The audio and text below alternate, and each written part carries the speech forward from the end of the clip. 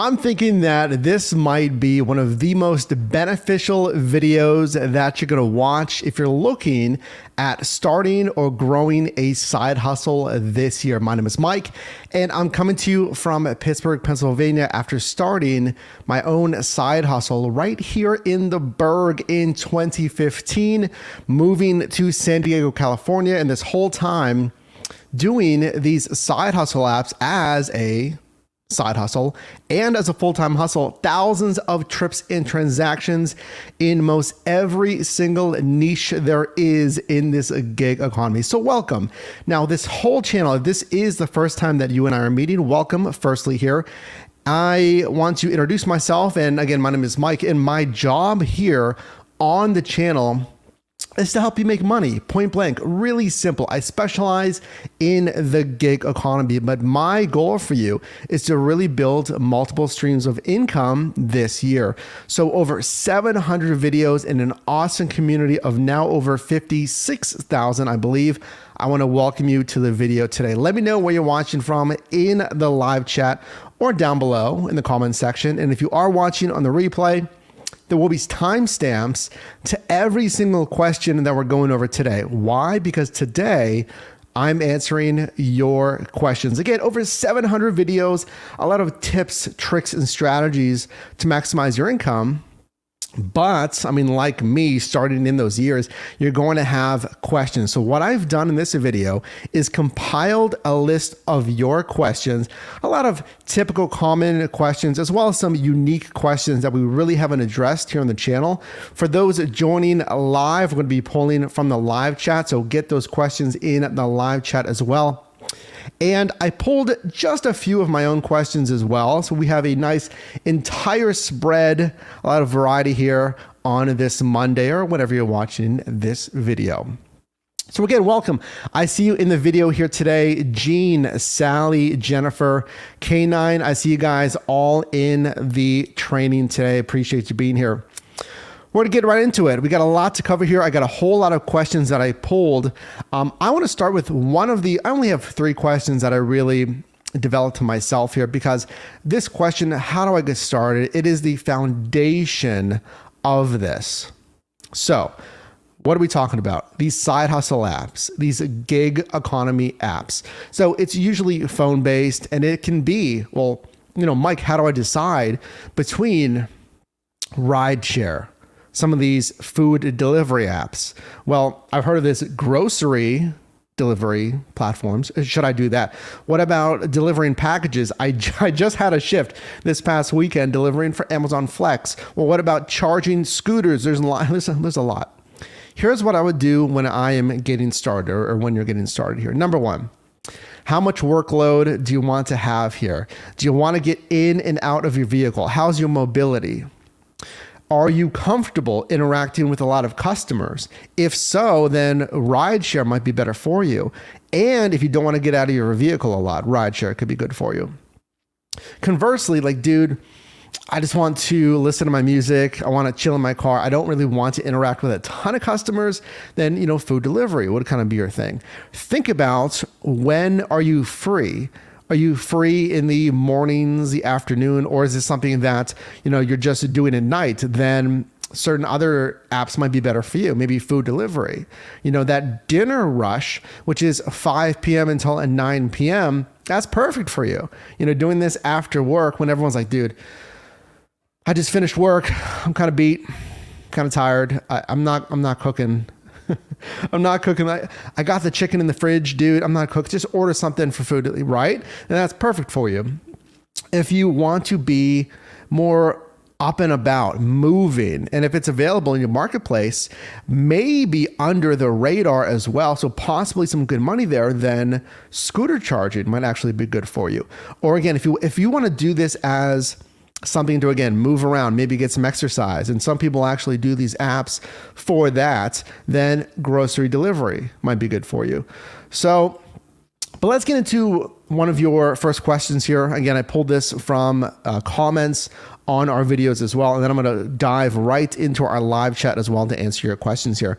So question number 1 that you had, and feel free to follow along, comment in the live chat or in the comment section if you want to answer these questions as well, because we are a team here. I'm just one person. I'm just in one marketplace. Yes, I've driven in different marketplaces, but the premise is we're a team here. So feel free to help others as well. So Coolest Guy asks, if I keep rejecting low paying orders on DoorDash and Uber Eats, will I get higher orders above $7? I appreciate asking this, Coolest Guy. Cooler than me, right? Now, the reason Coolest Guy is asking about $7 is because you need to have a minimum threshold of what you're willing to accept. I recommend $7 because anything really under that, especially if you're getting $5 and under, and you will have that, it's not worth your time, really, regardless of the miles. So to answer this question here, what do you think?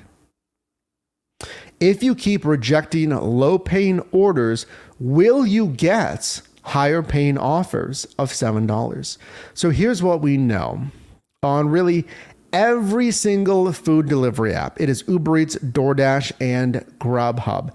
They all have a why. They're all asking you, why are you declining this order? And basically you want to tell them like, dude, you're not paying me nearly $2. And I've seen $2 orders. I think I've even seen maybe one or two sub $2 orders. It's crazy. But there's a indicator that says offer is too low. Offer is too low for distance. Pay is too low. So if you mark that enough times because you're getting $2, $3, $4 orders, will you get higher dollar orders, like $7 orders? To answer this question, there is no evidence that we have seen that that is the case. It's unfortunate, but I have done this for years. I've driven on all of those apps. There's no, in my opinion, anecdotally here, I have not seen a direct correlation of if I mark the offer is too low a ton of times, that I'll necessarily get $7. Now, conversely, these apps are what? They're algorithmic, right? They work on data and algorithms. That is on there specifically for data. This is my opinion here. So if these data sets, if these algorithms get enough trending data, either personally or as a collective for your marketplace, then yes, there may be higher orders. Let me say that again, because that's kind of a lot here to understand. If you consistently mark the order is not paying me enough, and or if a lot of drivers in your marketplace consistently mark the pay is not enough and those orders are constantly declined, perhaps algorithmically over time, it's going to boost the pay. Now, here's one evidence of that. If you didn't know, the way that DoorDash actually structures their pay, it's in part based on Dasher desirability. So if there is not a lot of desirability from other Dashers, insofar as, well, hey, Mike, do you want this order? No, it's not paying enough. Okay, well, Sarah, do you want this order? Is it, will you take this? No, it's not paying enough. Okay, Troy, do you want this order? Right? And if the desirability is continually down, no one wants it, then yes, DoorDash officially states they will increase what's called the base pay because desirability is bad. So there's a lot that goes into that. I mean, there's some strategies there of you do not want to take. This is Coolest Guy's question here. You, in my opinion, you don't want to take things that are less orders, I should say, that are less than $7. I hope that did provide value for you. Let's move on to our next question here. And do me a favor, drop a like on this video if you're getting value in this video. Question number 2. And then after this question, I'm going to pull a question from the live chat. So if you're watching live, comment in the live chat, and do not worry if you're watching this in replay. I'll be down in the comments as much as I can, helping you down there as well. So Eric asks, thanks for asking this question. How much do I need to set aside for taxes? Say if I work 40 hours a week. Anybody, can you share your advice? And also, what do you write off and if it helps? Now, of course, I need to have the standard disclosure. I'm not a CPA. I'm not a financial or tax expert. This is not legal or tax or official or legal or official, sure, tax or financial advice. So when it comes to your taxes, if you did not know, these gig apps do not withhold any taxes. It doesn't matter the niche. From Uber to Lyft, to DoorDash, to Grubhub, to Lime, to Bird, to Shipt, to Instacart, to Amazon Flex, none of them withhold taxes. You are a 1099 independent contractor. So when you get paid every week or whenever it is, I highly, highly encourage you to set aside about 20% of those gross revenue, set it aside for taxes. You can set it aside in a separate account. You can just set it aside, wherever. So, and talk to your CPA or tax professional. If you're paying quarterly taxes, it goes to obviously that. If you're paying annually, it goes to that. Because once you file your taxes, and we actually have an entire playlist with a certified financial planner, I'll leave that linked in the card above, that entire playlist, that she'll help you understand a little bit more about that, but you'll have those funds ready to go. To answer the second part of this question here, can anybody share your advice on what you can write off and if it helps? It absolutely does help, Eric. And again, not a CPA or a financial expert here, but your options when it comes to write-offs. What write-offs do is reduce your tax liability. So if you bring in, let's say, $40,000 in the year from all of these apps, but you spent whatever it is, $5,000 in expenses, gas, the insurance on your vehicle, any accessories that you bought. By the way, we do have that's a great segue, an Amazon storefront. Check the link down below in the description if you haven't already. That is consistently updated for the very best side hustle or full-time hustle, gig accessories and tools. Check that out. But those you can write off. And what that does is it offsets that liability. So when it comes to this question of does it help, it absolutely does. So I hope that helps there. Appreciate you asking that, Eric. So now it is time. Let's pull a question from our team members here. And I saw a great one. And again, folks, I can't obviously answer all the questions here in this single video, but do get your questions in there. And I want to tackle a few of these. Number one, I saw Jennifer. Thanks for being here. I saw this question early. This is a fantastic question. Jennifer asks, how do you handle when you have the food ready, food delivery, obviously, but the customer messages that they are at a different address? This happened to me yesterday. Unfortunately, they were on the same street. That is very fortunate. That's lucky. This is on DoorDash. Thanks, Jennifer. I've had this happen. I've done, 6,000 food delivery runs with all the different apps. So what you need to do, number one, is you need to complete the delivery. I know it is a big pain, but what's the alternative? There's no other alternative. You are the courier and you're not finished with that assignment until you actually finish the assignment. So if they tell you that, what I had once was the guy said, I gave you my work address. I'm actually at home. It was on the weekend. I'm actually at home, right? Now, what are you going to do? He said, he took the initiative. He said, it's fine. I actually live right down the road. You can leave it at the business address and I'll come get it. That was awesome of him. That was very nice of him. Now, conversely, like Jennifer's example here, let's assume he was a little further away. So he said, I gave you the work address. I'm sorry, I'm at home. Can you deliver it to 123 Apple Street, my home address instead? You have to. I mean, it's pretty simple. You got to do it. You can say, sure. Now, what you might want to do, what you probably should do to protect yourself, that old PETA strategy, right? Protect yourself. I would take a screenshot. I would document that the customer changed the address. And if you want to have basically a next step of protection, you can reach out to support because they're going to say, well, why did you finish the delivery? Or the GPS on your phone that's matched with, and the apps can see your GPS. And obviously, right, they're tracking you. And if you end the delivery in a random location, or let's be real here, if the customer says, I never got it, but they did because they pulled a fast one on you, and hopefully people don't do this, but I understand, let's be real here. then you have evidence. You have the screenshot, the discussion has not disappeared or you didn't delete it. You have evidence of that. So to recap, if they change the address, you got to go to it. That's your job. You're a courier. It will not happen often, but it can and will happen. I've had it as well. Number 2, documents, communicate, obviously. Okay. Don't ask for an additional tip. It'd be nice if they did that because you're going out of your way. Number 3, protecting yourself. And if you would like, reaching out to support to verify that change. I hope that helps you out. And I appreciate you asking that question there, Jennifer. Appreciate that a lot. Let's get into our next question here. And folks, if you are getting value in this video, can you do me a favor and certainly drop a like here? I'm going to take a sip of not coffee, pre-workout today. We're hitting the gym. Hope you're having a fantastic day today. Whatever it is that you're doing, if you're in the office, if you're at home. Appreciate you being here. Give me 5 seconds. Don't time me.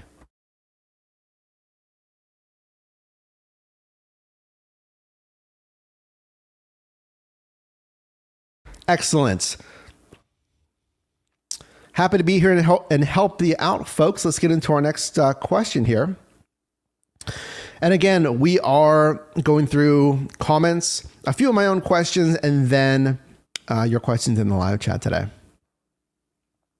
So, our next question here from Gig Mom. Gig Mom, thanks for asking this question. Asks, do you know how to link my Amazon shopping accounts with my Amazon associates affiliate accounts? And how do I go about getting a storefront? If you didn't know, folks, again, if you want to see what a storefront looks like, feel free to click that link down below. But affiliate income is super powerful. It's what allows me to earn, $300 plus every single month with Amazon Associates. It does not have to be Amazon Associates. It can be another affiliate program, Best Buy, Target, Walmart, B&H Photo. But I highly encourage you to look at affiliate income. So with Amazon Associates, I'm looking out the window. They're doing some landscaping. I don't think you'll hear that though, but I can hear it. To connect your affiliate account to your shopping account is based on the email that you set up your associate's account. So, excuse me, we just set up an account for Matt's, my brother, with his new YouTube channel, Frunk to Trunk. So whenever you log into Amazon, it's going to go to obviously the email that you logged into. If that email is the same as your associate's account, then they'll be linked. Now, if you want to link non-associated emails, you may have to look into that with Amazon support there. So moving on to our next question. This is the one that I've generated for you because this is one that I've, doing this again since 2015 through being unemployed. I mean, through starting a new job, etc. It's how do you stay motivated with this side hustle? I mean, you have a lot of things going on. How do you stay motivated when things are getting slower? When you see your revenue, your income declining, when it's getting less busy, let's say, when frankly, life and just everything that you have going on is starting to get a little frustrating. So how do you stay motivated during all of that?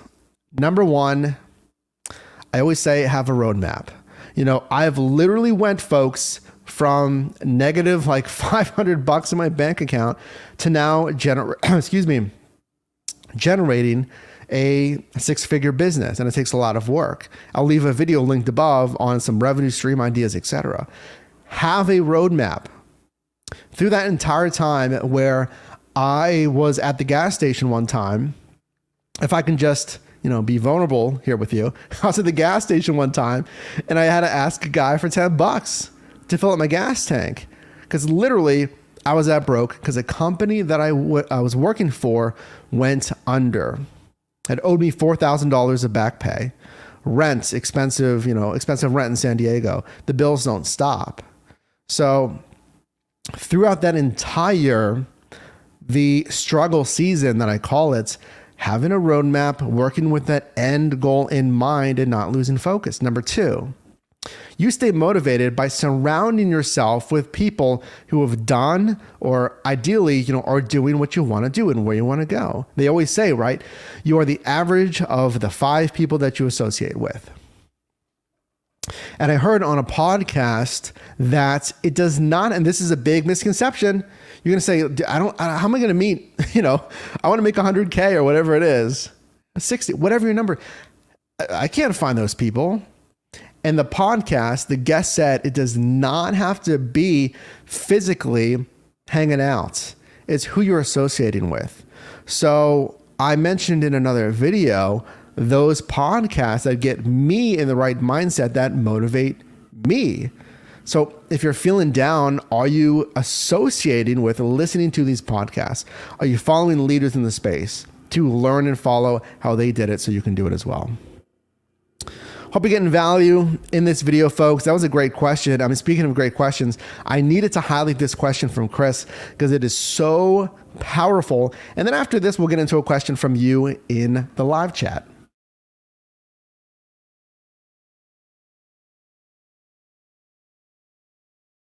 They just got to hit the riding mower right when we're getting into our training today, folks, right?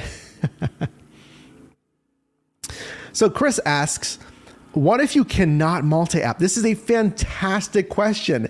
And the reason I want to answer your questions is because, again, I'm one person. You got to have different stimuli. People asking you things that I haven't thought about it.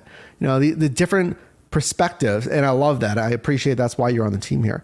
So what if you can't multi-app? It's a fantastic question. So multi-apping is it driving on different apps at the same time so you can select the best order or assignment for you, whatever niche it is.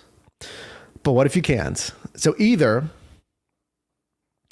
you're going through the sign up process, you haven't been activated yet. I encourage you to get activated on all of these apps so you can do that, so you can have the most options possible. Maybe for whatever reason, you've been deactivated from a certain app, whatever reason that could be. So what if you can't? Here's what you do. You, instead of going wider, you go deeper. So what I mean by that is instead of trying to understand, Uber Eats, Grubhub, and DoorDash, if you're only on DoorDash, you got to go deeper with their DoorDash. You got to understand, okay, when is their peak pay? What is the max peak pay on my marketplace? Can I expect $4 or $5, or is that too much? What zones, because DoorDash breaks down their app by different zones, their marketplace by different zones, I should say. What zones have the most peak pay? Does this zone have the highest peak pay, but kind of lesser orders? Does this zone have a ton of volume? So I can drive here on lesser peak pay, but make more money because I'm getting constant pings. There's higher demand. There's a ton of customers, which might mean that there's even higher, peak pay or tips maybe. I'm going to drive there. And that's what I saw in San Diego. So it's the market analysis of going deeper on an app instead of wider. That was a great question, Chris, for whatever reason. And my brother is in the live chat as well. Go check out his channel, Your Driver Team Matt. We're getting a new video tomorrow, as well as his new channel that's exploding, Frunk to Trunk, FRUNK, talking about his new Tesla. If you're interested in Teslas, that channel is absolutely exploding. I did see another question. I'm going to highlight one at the beginning of the live chat just to reward those who are in here early. Some really great questions here. So I did see another question. Oh, here it is from Sandra. Sandra, I hope if you're still in here, I appreciate you asking this question. From the live chat directly, Sandra asks, well, what about car insurance? Does Grubhub and Uber Eats notify your insurance? Again, another great question that we haven't talked about a lot. If so, how much more do you have to pay? As I love this question. I'm loving our team members here because it's getting new things that we haven't talked about a lot. Insurance. And again, disclaimer, this is not financial or insurance advice. Gotta say it. But when it comes to insurance, usually, and again, I'm just gonna paint with a wide umbrella here just for your purposes. Usually your personal insurance does not cover gig work. on any niche. Because why? Because whenever you insure your vehicle, you're insuring it for personal driving.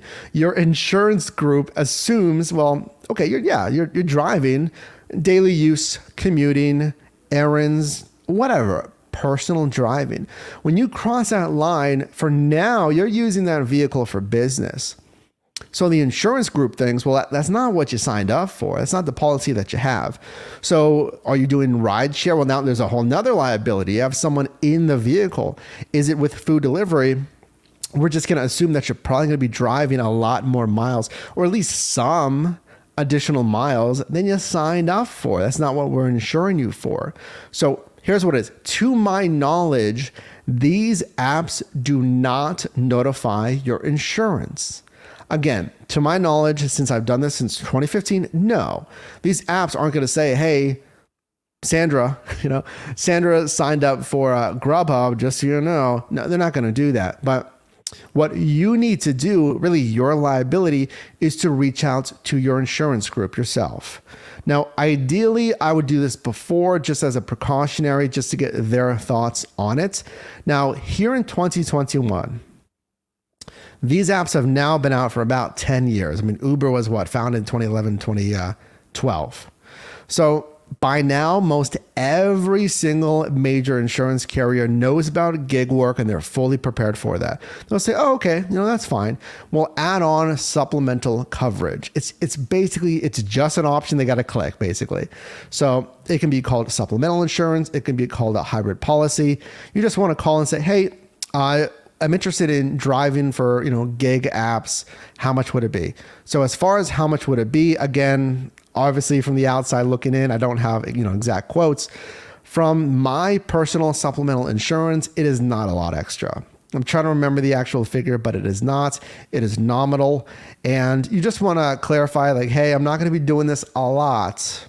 I'm not going to be driving a ton of miles, unless you are, just to make sure you get a lower quote, let's say. But I hope that helps. That was a fantastic question there, Sandra.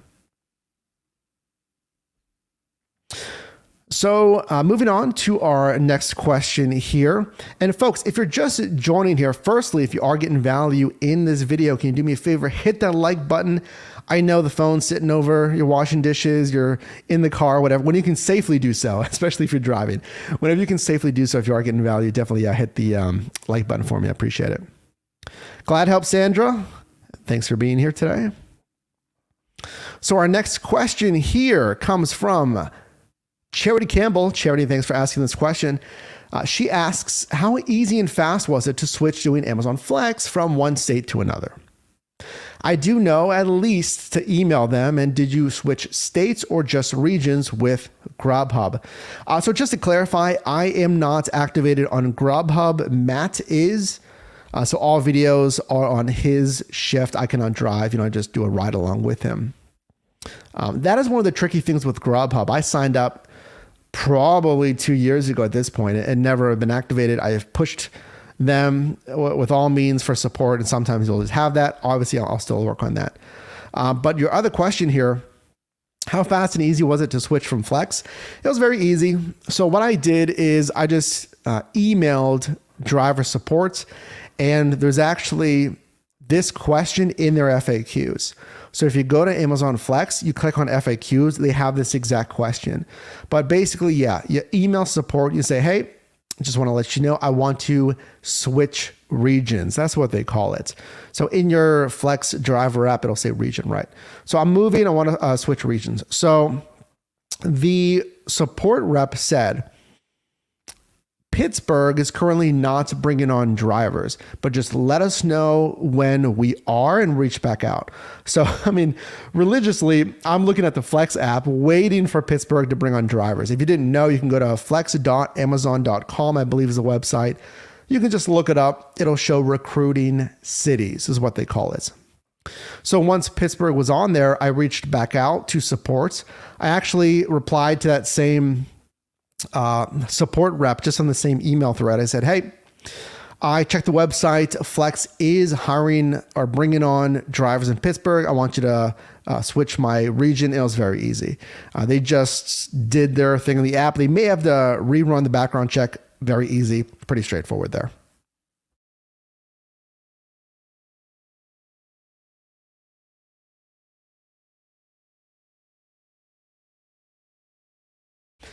Another sip of pre-workout there, which is, I know, a unique, a unique beverage, I feel.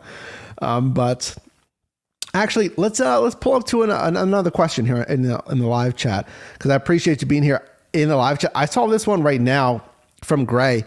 Asks, and I wanted to highlight this one. Gray asks, the best tip to open a YouTube channel. What are some of the key factors to be successful? You're awesome. Keep it up. I appreciate those kind words there, Gray. So I want to direct you folks, if anyone's interested in starting, growing, dominating, and of course, monetizing on a YouTube, subscribe to Your Driver Mike Creates right now. It is linked on my channel under the channels tab. That is Your Driver Mike Creates. In short, to answer this question, number one, you have to answer specific questions. People come to YouTube. It is a search engine. It can be boredom. It can be how-tos. It can be help with whatever it is, right? That's why they're coming to YouTube. Number two, eliminate fluff. No one likes tangents, stories that have nothing to do with your main point. Get to the point. Of course, add some character, add some of yourself in there, but especially when you're starting off, answer questions, cut out fluff, because people leave videos. And a whole lot more here.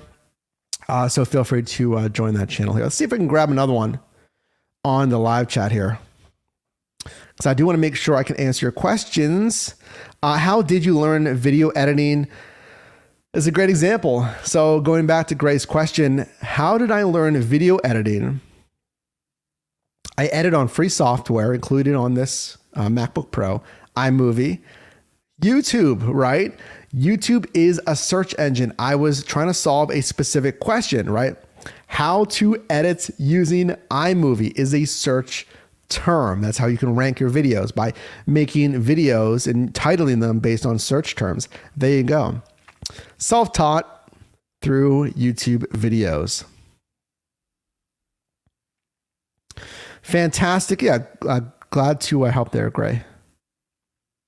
Excellent. Move on to our next question here. Awesome. I went a little deeper on this one. So Tana asks here, are there any videos that show how to navigate the DoorDash app when given stacked orders?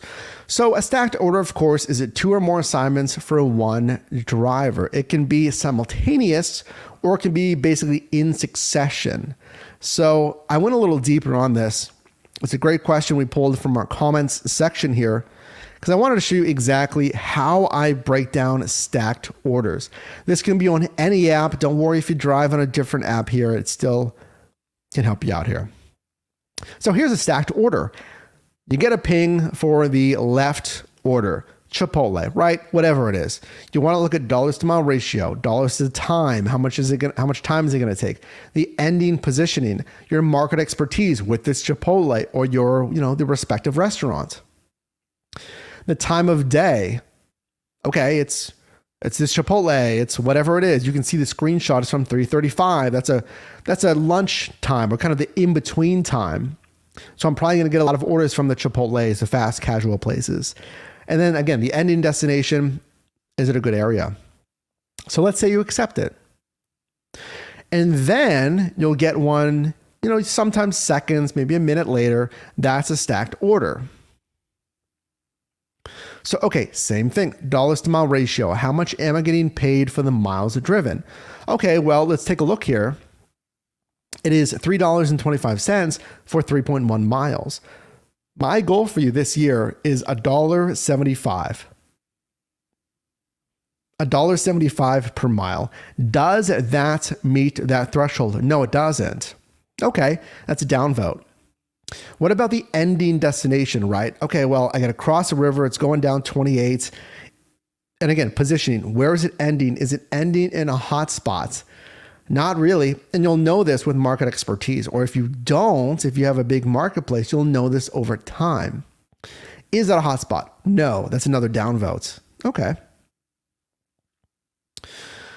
Do I want to pick up from this Chipotle a second time? Are they going to be ready? Maybe or maybe not. So all of those reasons, I would decline this stacked order. It's just not passing the tests. Well, what about this one? These are also stacked orders. Here's what I meant about simultaneous versus sequential. So these are 3 different stacked orders on the same app on DoorDash, but they look different.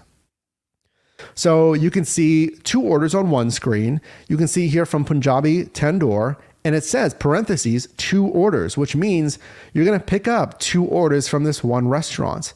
Okay, great. That's super easy. It's convenient. I don't got to go to another restaurant. Then I'm looking at the ending destination. You can see it by those house icons. Again, is it a good location? Is it ending in a hotspot? How's the dollars to mile ratio? $24 for 5 miles? I'm taking that all day. Look at the center screen here. 2 orders on 2 screens. That is exactly like what I just showed you. So coconut dessert bar. You can see the screenshot kind of behind it. It's from the same restaurant. Great. Again, go through your method here. Dollars to mile ratio. 1050 for 503 yards. Additional yards. It basically means it's kind of like right around the corner. Excellent. The end and destination, again, it really hasn't changed in that example here. Pretty good. Third example, 2 orders on one screen, but from different restaurants. Outback, Pie Way, I'm going to say, $15.25. Okay, cool. And then again, positioning, is it ending in a hotspot? This was back in San Diego. I don't know if I want to go all the way east, but there are restaurants there that I'm familiar with. Dollars to time, it's $7.26 deliver by, but it's currently $6.38. That's almost an hour. Do I want to do an hour of work for $15.25? Now I may say, oh, okay, never mind, because it might take up to an hour. Why might it take up to an hour? Because algorithmically, the DoorDash knows there's either going to be a wait at the restaurant, that they know they have 5 orders on DoorDash ahead of this one. They may know that, I don't know, they might even know that it's a slower restaurant. They may know that there's traffic because these apps do, at least should, algorithmically, it's been reported, they do monitor traffic as well to make sure, especially DoorDash, because you have that 10-minute threshold or you get a contract violation. We got to move on there, but again, don't ignore that dollars to time. I think that's a big thing, especially for this. Frankly, this back in San Diego, I mean, going on, what is that? I think it was Route 8. It wouldn't take a lot of time, but all of a sudden it's an hour delivery. Then all of a sudden there's some time. You got to think about where that time's coming from. Hey folks, put your questions in the live chat right now. If you are getting value in this video, definitely drop a like. And I do want to let you know, if you do want really the fast track for food delivery, I want you to go to your drivermike.com, your drivermike.com/delivery specifically. If you would like to enroll in our Mastering Delivery course, it is over an hour of content helping you really, again, fast track your earnings, learning the basics, learning strategy as far as positioning, really across most every food delivery app. If you want to make an investment in yourself, I consider that course. The price on that will be going up as that course is updated. So if you want to get it at the lowest price, consider going to your drivermike.com. There's also free resources on there as well, including spreadsheets to document your miles, your earnings, the time of day, so you can do some trend analysis on there as well. If you want a free resource, that's on there as well. But it's one of my questions here, but do post your questions in the live chat. I'm going to pull a question from the live chat next after this one here. But nextly, we need to answer the very real question of when do I need to quit? When should I quit? And we've talked about this a few times here, but it's a very real question. Okay, let's just get straight to the point here. Number 1, I would quit an app or a niche clearly if the money doesn't make sense. You need to have a floor. So my goal for you is $25 per hour in gross revenue. Now I will take as a floor $18 to $19. That's really my floor of what's acceptable. If an app consistently is hitting $14 to $15, I'm kind of out of that app. I've seen that on Shipped, and I haven't seen a lot of Instacart here in Pittsburgh, but I've seen it on Shipt. I've seen it on, Rideshare kind of, years ago. It wasn't that low, but it was certainly trending downward for the work and the effort involved. We recently had a shift, again, on Amazon Flex. It was $18 per hour, but and I'll leave a card linked above for that shift. You can watch that video after this one. But there's a lot of effort. There are problems for $18 an hour. So can you make more money elsewhere, or maybe even more money for less work? Why wouldn't you if it's the same or more money for less work here? So again, what I would do is go to yourdriveformike.com and get that free spreadsheet, start documenting some of your numbers, which also helps for your tax recording purposes. But then you can plot it on a line chart. If you want to go deeper than that, you can do some trend analysis here of thinking, okay, am I hitting my thresholds, or is this niche or this app starting to deteriorate? Is it starting to decline? What I would do is I would not delete the apps. You can download them, right? But I would not completely, let's say nuke your account. I wouldn't message support and say, hey, delete my account, because you never know. Holiday seasons are coming up, folks. What's going to be popular in the holiday season? Amazon Flex is going to blow up. It was kind of a pain right now. It's going to blow up in the holiday season. There's going to be a ton of routes. There's going to be a ton of packages and probably bonus pay. There's going to be, if you're in the rideshare space, there's probably going to be a little bit of a spike in rideshare. I get with everything going on here, consumer behaviors, a little hesitant to get back into rideshare. But as people travel in the holiday season, you may see a spike in that. Food delivery. We've seen as students are coming back to their respective colleges and universities, we have seen another huge spike in demand here in Pittsburgh. Tens of thousands of students, CMU, Carlo, Robert Morris, a little bit out of the city, Pitt, obviously, Duke. It's tens of thousands of new customers. And between you and me, those students don't want to cook all the time. Well, they can't cook, right? I've been there. If you went to college or university, or a university, you don't got access to a kitchen necessarily as a student. So there you go. Big spike in Q3 and going into Q4 here for food delivery. So let's see. Let's go to a question in the live chat here, folks. I asked you to post your questions in the live chat. Let's see what questions we have here.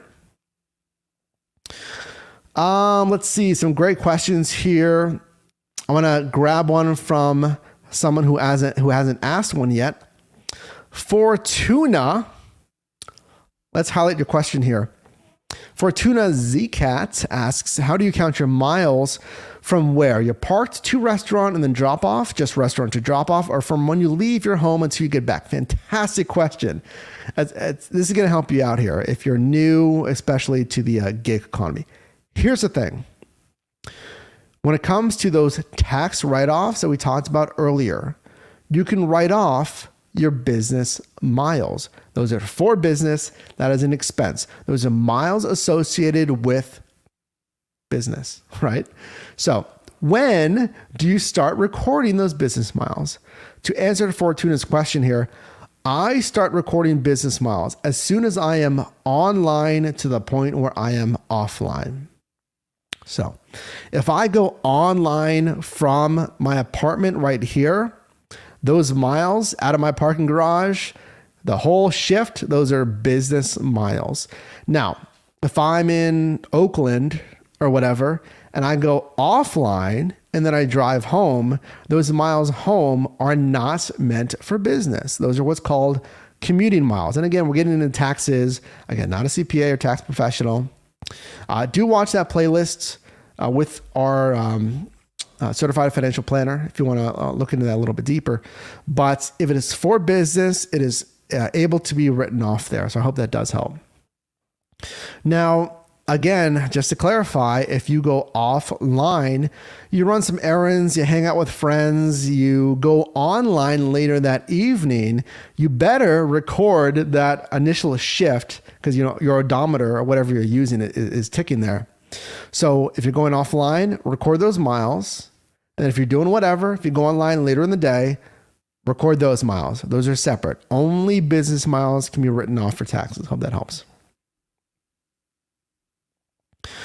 Awesome. Moving on to our next question here, folks. If you are getting value in this video, can you, of course, drop a like here? And you know what? Consider sharing this with someone as well. If you want to click the share button down below, if you know someone that's interested, starting, growing, looking into all this funky side hustle stuff, can you do me a favor? Can you click the share button?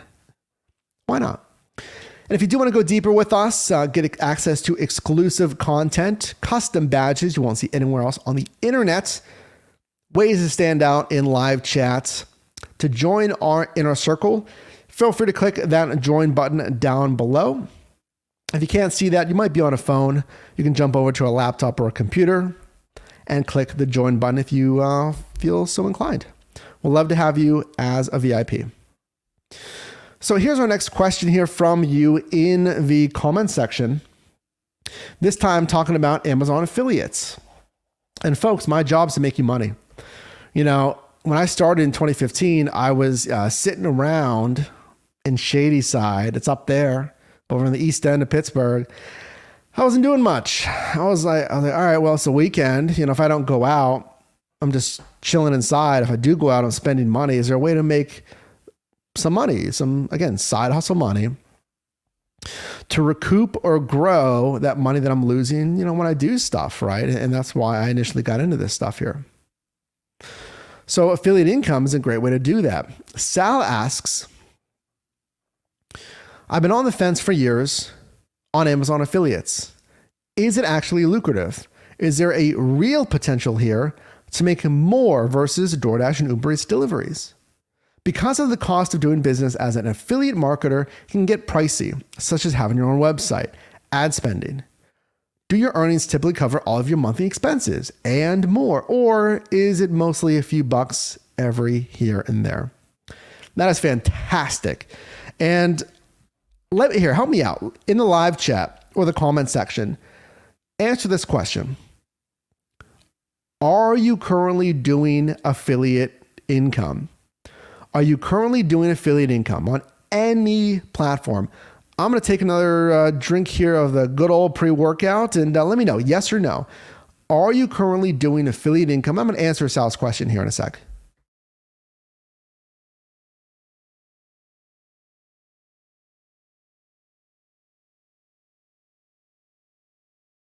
It's orange mango. It is fantastic. So answer that question in the live chat or the comment section. So when it comes to affiliate income, there may be a misconception here, and I kind of see it in Sal's question. So when it comes to affiliate income, you are referring products and or services to an audience, to an end user. So it's always this. It's always this, because this is always what I have sitting here. The AirPods Pro that I always use as an example because it's always sitting in front of me. So if I said, are you looking for the best wireless headphones in the $200 or $250 price range? I forget, how much these are, 200 or whatever.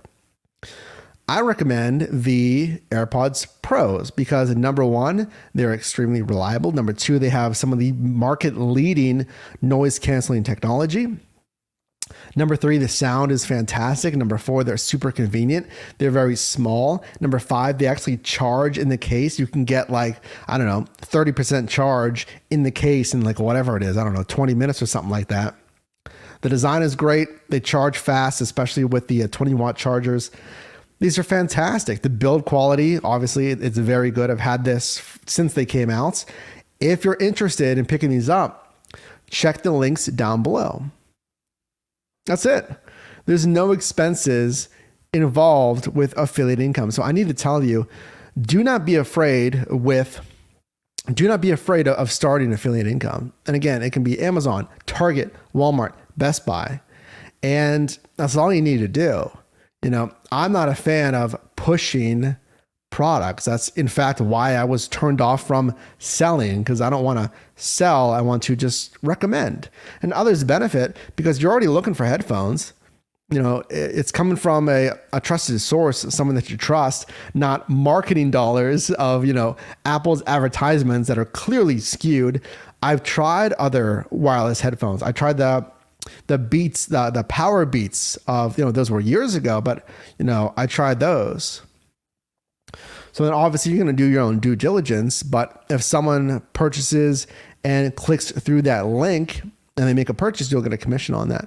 So to answer Sal's question, no, there's actually not a lot of overhead when it comes to affiliate marketing. You don't have to have a website. You don't have to have ad spending. I've never spent money on affiliate marketing. All you need to have is some kind of platform where someone's going to listen. And guess what? There is no better time to do that than right now. With social media in the digital age, there's never been a better time to speak to an audience anywhere. If your thing is Instagram, you can have a link tree in your Instagram bio. Linktree, it's a app that lets you post multiple links under one link, right? There you go, Linktree. It's an intuitive name. It's a fantastic name. So actually, if you go to my Instagram, if you click on my bio, it'll say YouTube channel, websites, Amazon storefront. So you could do that. You could say, if you want to check my my link on Instagram, there you go.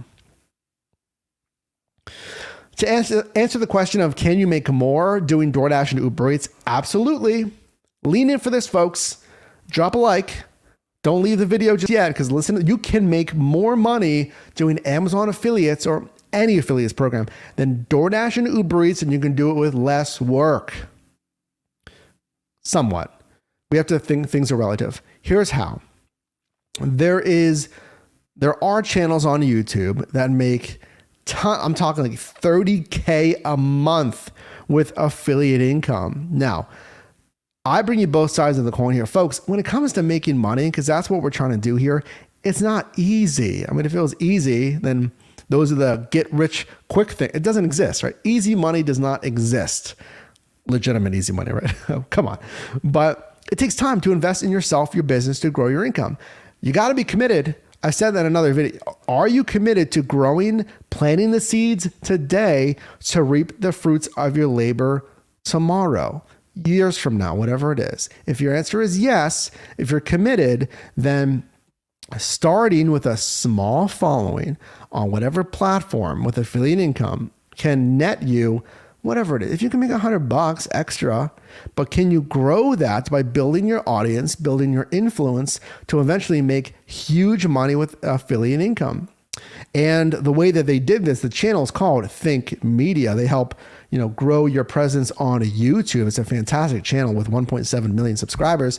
Is Sean, the founder of Think Media, that's what he did. He started with affiliate income simply, again, like I mentioned, recommending products that you already use and love, like cameras, like lenses, like lighting, like microphones. You see this? I'll highly recommend this. This is actually in my Amazon storefront, the Shure SM7B microphone. This is a Gator Frameworks 3000 series boom arm. And together, this is, I think, $700. It's like $400 or $300 for the mic. Not that much. I'm lying. It's like $125 or $150 for the boom arm and like $300 for the mic. If you're getting a commission from high dollar products like that are actually providing value, then there you go. That's how you make great money with affiliate marketing. We got to move on. But frankly, this is like the best in class mic. I'm just saying, if you have the budget for it, it's got a whole setup. But is it tax deductible? It is tax deductible, David. If the affiliate income relates to a business, then it may be tax deductible. You got to speak to your CPA. Well, I should say, correction, the actual products themselves, correction. The products themselves are tax deductible. Your affiliate income itself, no, just to clarify. I mean, that's taxable income, right? You can't, right? It doesn't make sense. The products themselves, if they relate to business or tax, like for instance, I spent $400, $150. The Rodecaster Pro that is processing this audio was like $600. It's super expensive. I know. The XLR cables, it is all tax deductible. Why? Because I solely use these items for business, 100% for business. I don't use this mic for personal use, right? Maybe I was gaming, right? And I'm streaming. I'm just doing it for fun. I'm not monetizing. That's personal. Now again, watch that playlist, but like if I use this for personal use, the mic, again, streaming, what have you, the percent that it's used for business is a percent that it can be written off. Again, not legal tax advice. I'm not a CPA. But if I use this mic for 90% business with a YouTube channel, I gain maybe 10% of my time, then I could write off 90% of the cost of this mic. Again, check out that playlist. We go a lot deeper into that. But affiliate income is huge. That's why I just answered that question for like 15 minutes. So I appreciate you hanging with me through that here. I mean, no joke. There's a ton of value. No joke. There's a ton of value in affiliate income. Do not be scared of it. Look into it, start it, and grow it. Yeah. Fortuna says delivery bags are tax deductible. Your delivery bags, your dash cam, your floor mats, your cleaning supplies for your vehicle, all of that. And again, speak with your CPA about writing those items off.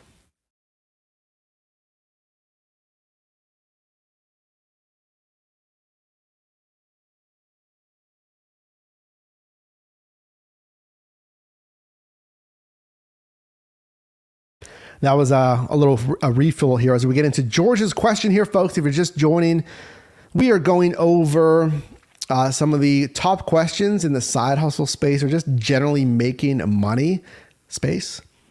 And if you are just meeting me, my name is Mike. I have been in the side hustle space since 2015. I've been on YouTube since 2017, now generating a 6-figure business online by diversifying my revenue streams. And again, affiliate marketing is absolutely one way to do it. So George asks, do you base your hourly commissions, I think George meant earnings, on dash time or active time? I get this question a lot. Always calculates on your dash time or your online time. Dash time is the entirety of when you're online. Active time is when you have an assignment. So that's great and all, but technically you're investing your time, you're online, even though you don't have an assignment. I mean, you're working, you're online. So if you want to calculate, hourly earnings, always take your entire time online. Next question, and then I'm going to pull one from the live chat here. Definitely make sure it includes question marks so I can see your question easier in the live chat. I do want to answer a question from the live chat here next. I see a few questions, so make sure to get your question in here because I want to answer a question in the live chat. So Chris asks in our comment section, so for someone that wants to work more than 4 hours, closer to 6 to 8 hours per day, what shifts do you recommend? An excellent question here. And we'll assume Chris is talking about the delivery space because this video was pulled from a food delivery video that we did. And the reason why we cited 4 hours, because if you didn't know, statistically, DoorDash's CFO cited that a good amount of dashers only dash like 4 or 5 hours a week. And there's nothing wrong with that. A lot of drivers, myself included, and even Matt, we're all busy. So there is a good proportion of drivers who are only driving like 10 hours or less, but that's kind of the cool flexibility with it because you have that flexibility to do so. But if you did want to drive more, 6 to 8 hours a day, what shifts would you recommend? All right. So to answer Chris's question here. So number one, what are the busiest times? Right now, moving into Q3 and Q4 of 2021 with the students coming back in, it's all dinner rush. Before the breakfast and the lunch rush, you could do good. But I think right now, especially for food delivery, even over the years, even over any kind of economic fluctuation with everything going on here, even over all of that, I would argue that it has always been the dinner rush. So, the dinner rush is 5 until 9, right? That's 4 hours. When else can I drive? To answer this question, I would ask you, when's the busiest time in your marketplace other than the dinner rush? Is it breakfast? It could be. Is it lunch? You got to find out for yourself. If I had to guess, I would honestly say the lunch rush. Why do I say that? Number one, more people are awake. I have driven the breakfast shift. I've driven at 6, 7 in the morning. Again, number one, more people are awake during that lunch rush. Number two, more restaurants are open. At 6 a.m., it's basically just Starbucks and Dunkin' Donuts and maybe some of those other breakfast spots. And then remember, more people are awake, and where are they? A lot of them, depending if you're driving in the metro market or the rural marketplaces, if it's during the week, they may be in office buildings. They don't have a lot of time. They may have a 30-minute or a 60-minute lunch break. Food delivery. They just want food delivery. It's fast. It's convenient. They got to work through lunch. So there you go. So to answer Chris's question here, thanks for asking, Chris. Yeah, go all in on the dinner rush. Do your research. I would maybe pick up a few shifts there. But find what statistically supports that answer. Great question. So to answer one of your questions in the live chat here, I'm going to scroll up. I saw a great question here if I can find it. And folks, if you are getting value in this video today, definitely do me a favor, drop a like. And again, I invite you to join our inner circle by clicking that join button down below. Looking. I saw a great question. I'm trying to find it here, folks.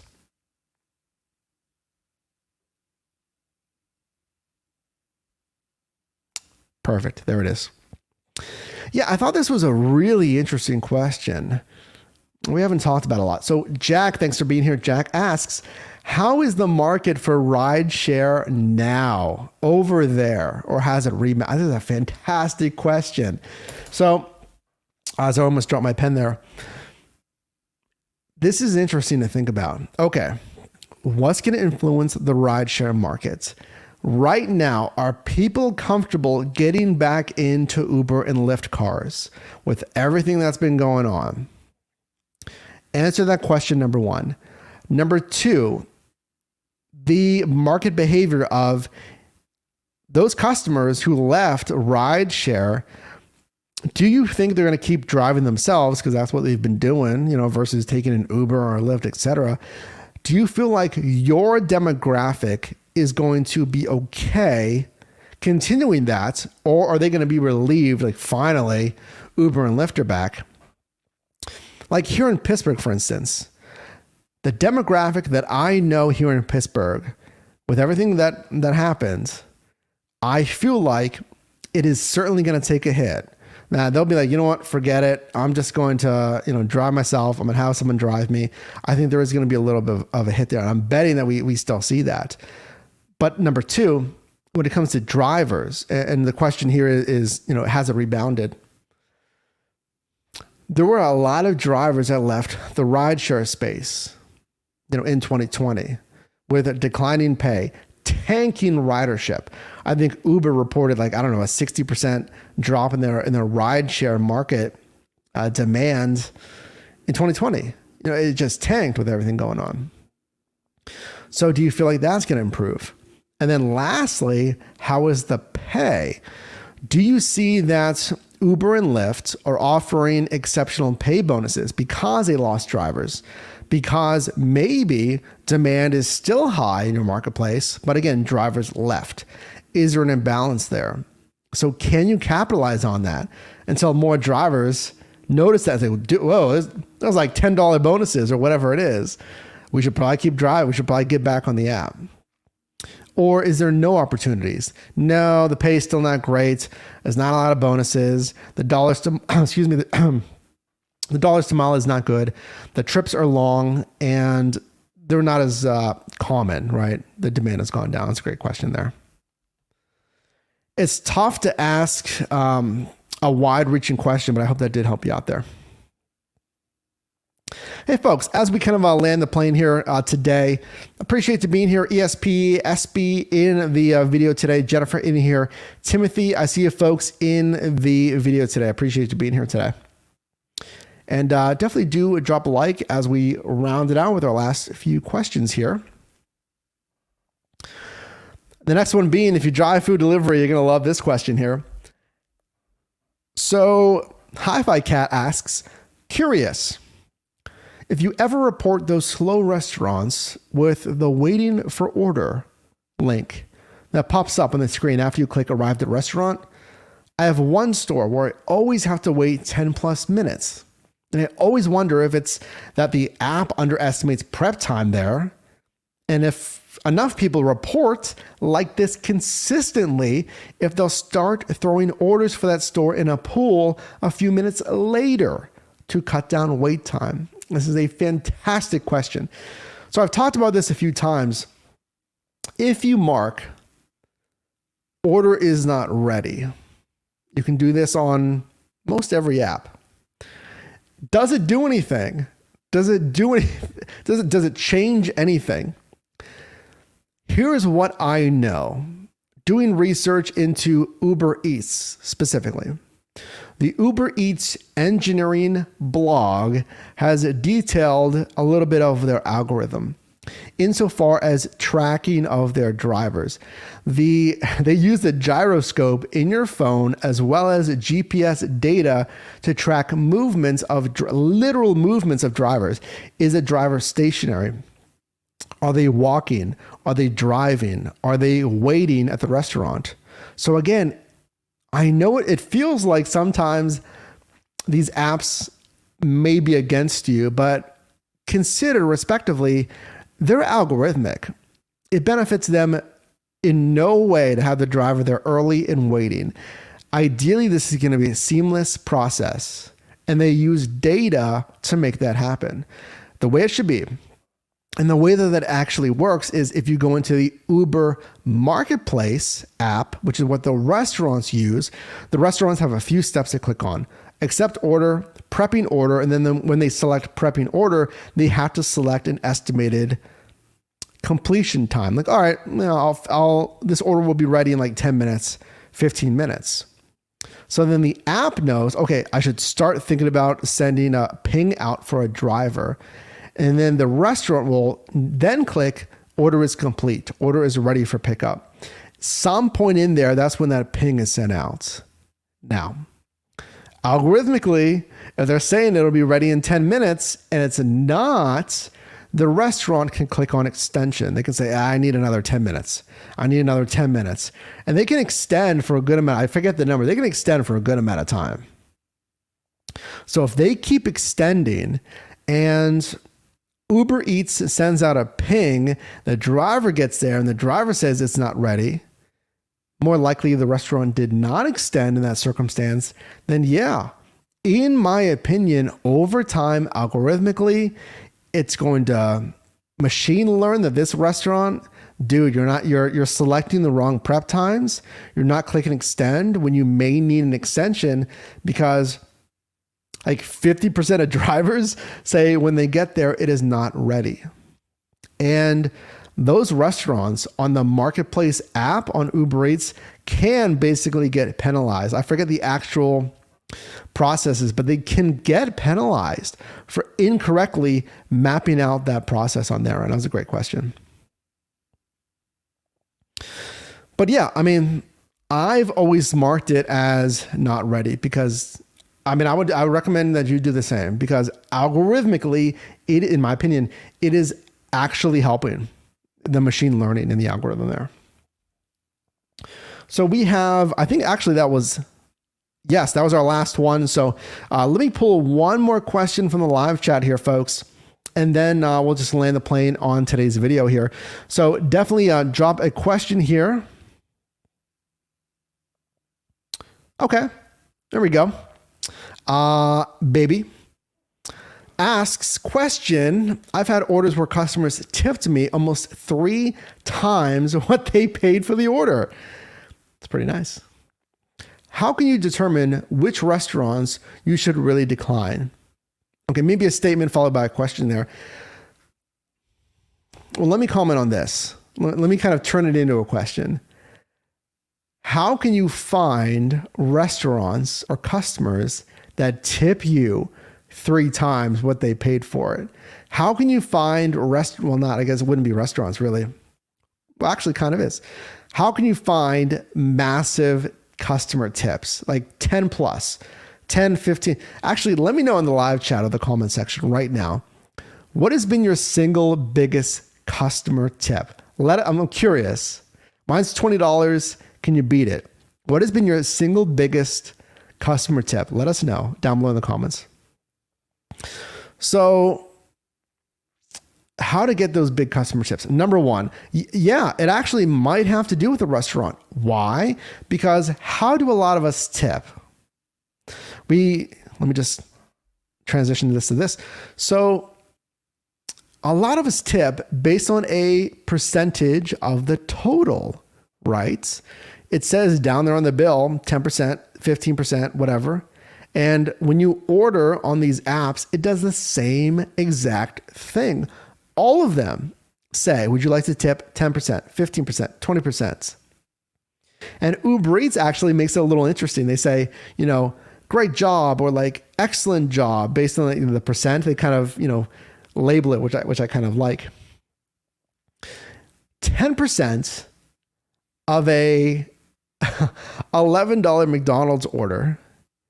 Would you rather have that, or would you rather have 10% of a $90, $100+ steakhouse restaurant order, or even Outback, or even Olive Garden, right? So if you're trying to get more tips, and this is something that we've known for years, you might want to target some of those more high-end restaurants simply because of percentage tip. Obviously, I understand it's not guaranteed. I understand that, but think about that. And then think about this.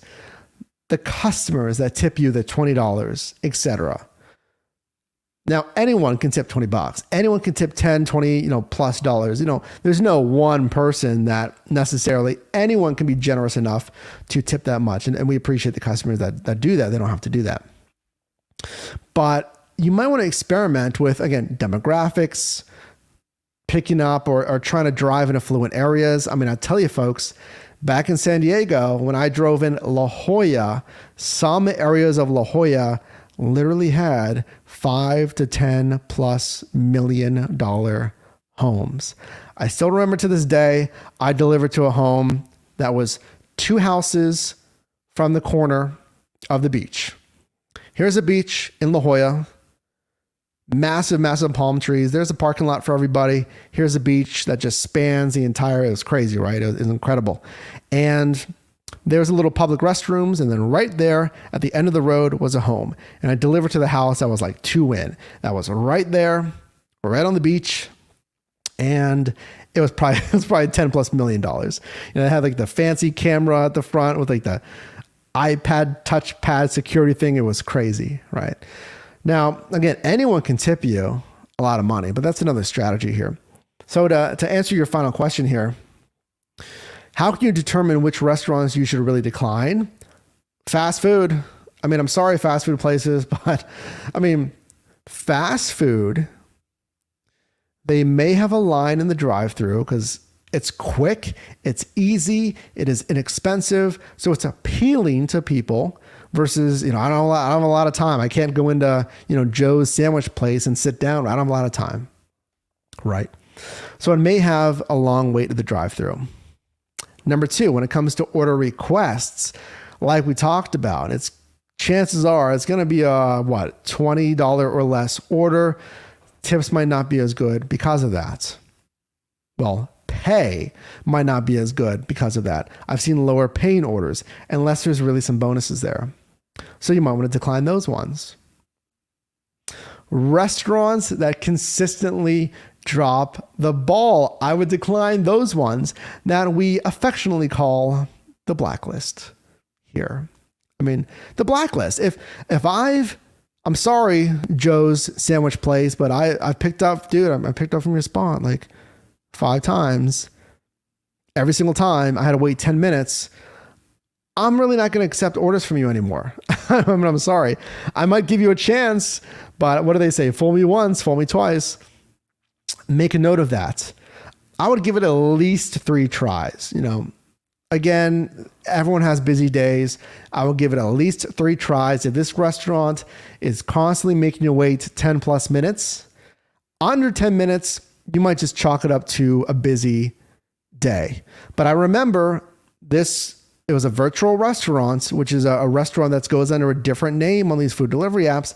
I picked up from, hey, baby, I appreciate you asking that question here. I'm going to change this there. I picked up from them twice. They were under two different names, which is crazy, right? But they were extremely mismanaged on the inside, I could tell. And they had me wait forever. I just do this, in part just to see, just to experiment, etc. Right? And then I picked up from them again, and it was like the same thing. It was like a crazy wait. In those circumstances, you can use your reserved cancellation and possibly cancel it. But your time's valuable. My time's valuable. Again, it's strike one, strike two, strike three. But this place, it was so bad, it basically took me 2 times. I'm like, dude, I'm not picking up from there again. So you may want to decline in those circumstances as well. So folks, I hope you got value in this video today. If you did, definitely please do drop me a like on this video. Appreciate you being here. Everything will be linked down below in the description for every single question, because I know it is a longer video, but massively valuable. Consider sharing this with someone as well. And do make sure to check out those time video chapters down below in the description. So if you did get value in this video, again, definitely do drop me a like, and you can also click or tap the screen right here for my newest video, as well as a video recommended for you, and I will see you in the next one.